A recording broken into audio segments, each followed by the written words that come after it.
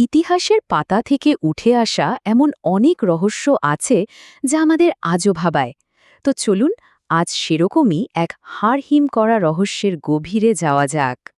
গল্পটার শুরুটা কিন্তু কোনো বড় আবিষ্কার দিয়ে নয়, না, এর শুরুটা হয়েছিল ১৯২৩ সালে কায়রোতে একটা মৃত্যু দিয়ে। ঘটনার শুরুটা হয়েছিল বিকেলে। ব্রিটিশ অভিজাত লর্ড কার্নারভন হঠাৎ করেই তীব্র জ্বরে পড়েন, ভুল বকতে শুরু করেন। তারপর ঠিক রাত ১:৫৫ তিনি মারা যান। কিন্তু এখানেই শেষ না। ঠিক ওই একই মুহূর্তে গোটা কায়রো শহরের সব আলো দপ করে নিভে যায়। আর ভাবুন, হাজার হাজার মাইল দূরে ইংল্যান্ডে তার সবচেয়ে প্রিয় কুকুর সুজি হঠাৎ চিৎকার করে ওঠে আর ওখানেই মারা যায়। এই যে এতগুলো অদ্ভুত ঘটনা আর তাদের মধ্যে এই আশ্চর্য মিল, সব কিছুই যেন একটাই দিকে আঙুল তুলছিল, এক ভয়ঙ্কর অভিশাপ। আর সেই অভিশাপের একটা লিখিত প্রমাণও নাকি ছিল। বলা হয় যে সমাধিটা লর্ড কার্নারভন মাত্র কয়েক মাস আগে খুলেছিলেন, তার প্রবেশপথেই নাকি লেখা ছিল এই অশুভ সতর্কবার্তাটা। কিন্তু এই অভিশাপের গল্পটা ঠিকমতো বুঝতে হলে আমাদের একটু পেছনে ফিরে যেতে হবে, ঠিক সেই সময়ে যখন এই অভিশাপটা মুক্ত করা হয়েছিল বলে মনে করা হয়। এই গল্পের কেন্দ্রে আছেন দুজন মানুষ। একদিকে প্রত্নতত্ত্ববিদ হাওয়ার্ড কার্টার, কোনো বড় নামকরা প্রত্নতত্ত্ববিদ নন, বরং একজন পশু চিত্রকরের ছেলে। আর তার জন্য এটা ছিল খনন কাজের একেবারে শেষ সুযোগ, একটা মরিয়া চেষ্টা। কারণ অন্যদিকে ছিলেন তার পৃষ্ঠপোষক লর্ড কার্নাভান, একজন অসম্ভব ধনী ব্রিটিশ অভিজাত, যিনি প্রায় ১৫ বছর ধরে এই অভিযানে টাকা ঢালছিলেন, কিন্তু কোনো ফল পাচ্ছিলেন না। আর এবার তিনি প্রায় মনস্থির করেই ফেলেছিলেন যে আর টাকা দেবেন না। আর ঠিক যখন সব আশা শেষ হয়ে যাচ্ছিল, তখনই ভ্যালি অফ দ্য কিংসের এক শান্ত সকালে কার্টারের দল এমন একটা জিনিস খুঁজে পেল যা সবকিছু বদলে দিল। পাথরের নিচে চাপা পড়া একটা লুকানো সিঁড়ি। সেই সিঁড়ি দিয়ে নেমে ওরা পৌঁছালো একটা সিল মোহর করা দরজার সামনে। তাতে লেখা ছিল তুতেনখামেন। আর যখন কার্টার সেই দরজায় একটা ছোট্ট ফুটো করে ভেতরে উকি দিলেন, তিনি যা দেখলেন তা অবিশ্বাস্য। ৩,০০০ বছরেরও বেশি সময় ধরে বন্ধ থাকা একটা ঘর, যা মাথা থেকে পা পর্যন্ত সোনার ধনরত্নে ঠাসা। এটাকে বলা হয় ইতিহাসের সবচেয়ে বড় একক প্রত্নতাত্ত্বিক আবিষ্কার। ভাবা যায়, সমাধির ভেতর থেকে পাওয়া গিয়েছিল মোট ৫,৩৯৮টা অমূল্য জিনিস, যার মধ্যে একটা নিরেট সোনার কফিন আর প্রায় ১০ কেজি ওজনের একটা সোনার ডেথ মাস্কও ছিল। কিন্তু এত বড় আবিষ্কারের সঙ্গেই চলে এসেছিল প্রথম অশুভ সংকেতটা। ঘটনাটা খুব অদ্ভুত। কার্টারের একটা পোষা ক্যানারি পাখি ছিল। হঠাৎ একদিন দেখা গেল একটা কোবরা সাপ পাখিটাকে খেয়ে ফেলেছে। এখন কোবরা কিন্তু ফারাওদের পবিত্র প্রতীক, তাই স্থানীয় শ্রমিকদের মনে ভয় ঢুকে গেল। তারা এটাকে একটা স্পষ্ট সতর্ক বার্তা হিসেবেই দেখল।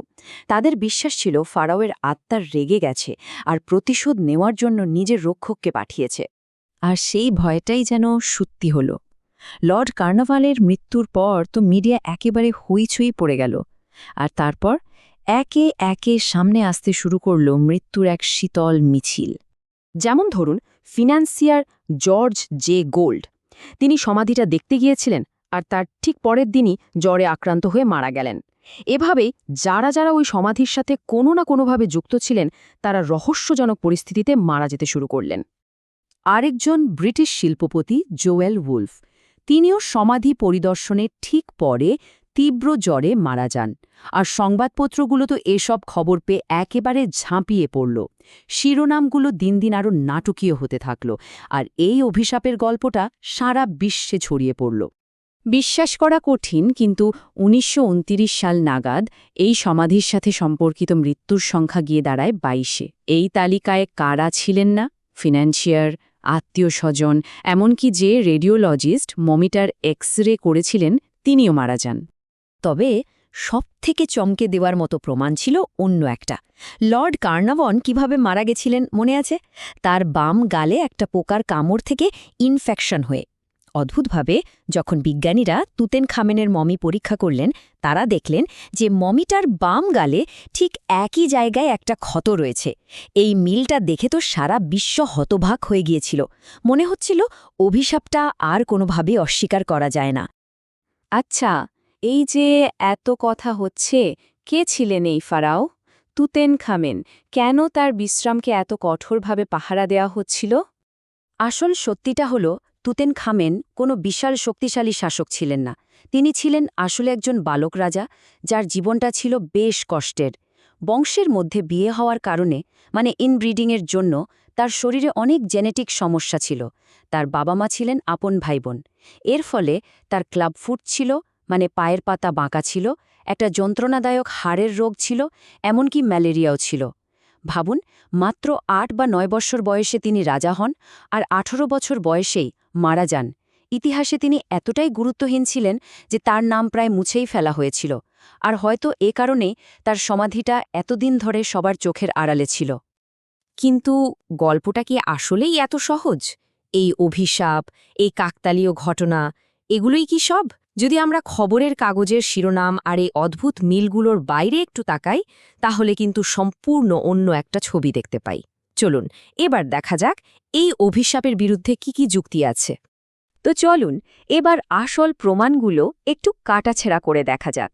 কল্পকাহিনী আর বাস্তবকে আলাদা করার সময় এসে গেছে। প্রথমেই আসা যাক সেই বিখ্যাত সতর্ক বার্তাটার কথায়, যেটাকে বলা হয় অভিশাপের মূল ভিত্তি। গল্পটা ছিল যে সমাধির প্রবেশপথে নাকি একটা মাটির ট্যাবলেটে অভিশাপটা লেখা ছিল, আর হাওয়ার্ড কার্টার সেটা লুকিয়ে ফেলেন। কিন্তু আসল সত্যিটা কি জানেন? ওই রকম কোনো শিলালিপি বা ট্যাবলেট কখনো ছিলই না। পুরো গল্পটা ছিল একজন সাংবাদিকের বানানো। আর খননকারী দল যখন এই ব্যাপারে চুপ ছিল, তখন গুজবটা আরও বেশি করে ছড়িয়ে পড়ে। বিজ্ঞান কিন্তু এর একটা বেশ যৌক্তিক ব্যাখ্যা দেয়। এর নাম অ্যাসপারগিলাস নাইজার। এটা এক ধরনের বিষাক্ত ছত্রাক বা মোল্ড। এই ছত্রাকগুলো হাজার হাজার বছর ধরে বন্ধ সমাধির ভেতরে টিকে থাকতে পারে। আর যখন মানুষ সেই সমাধিতে ঢোকে, তখন এই ছত্রাক নিঃশ্বাসের সঙ্গে শরীরে ঢুকে গুরুতর ইনফেকশন ঘটাতে পারে, যার ফলে জ্বর বা অন্যান্য অসুস্থতা দেখা দেয়।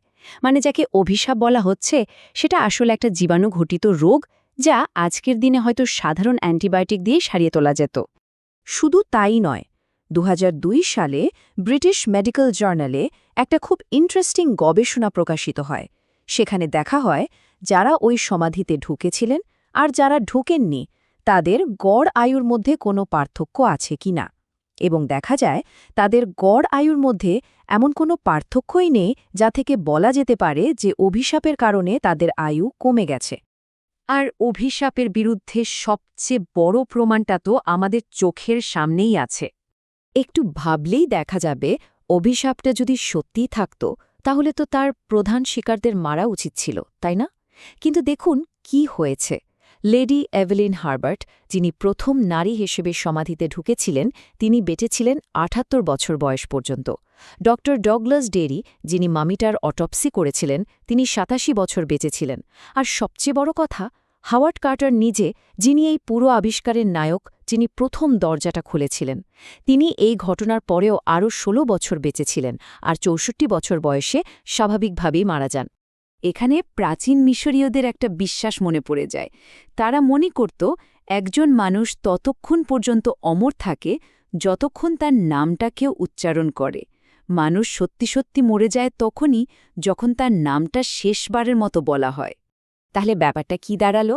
তুতেনখামেন, যিনি প্রায় ৩,০০০ বছর ধরে ইতিহাস থেকে প্রায় হারিয়ে গিয়েছিলেন, তিনি আজ বিশ্বের সবচেয়ে বিখ্যাত ফেরাও। সারা পৃথিবীর মানুষ আজ তার নাম জানে। তাহলে আসল জাদুটা কোনটা?